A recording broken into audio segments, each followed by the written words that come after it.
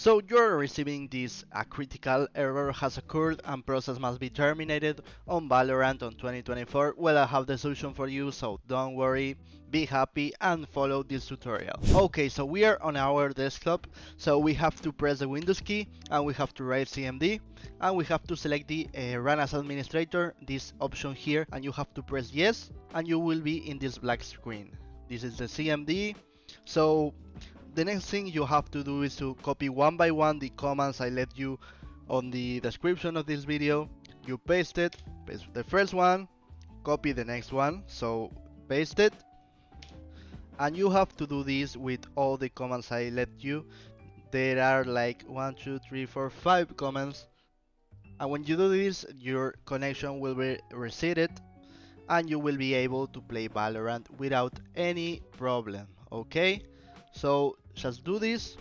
Of course, I'm blurring the screen for safety because there is an IP address that I don't want to share with people, but I finished it, so now I can play Valorant again.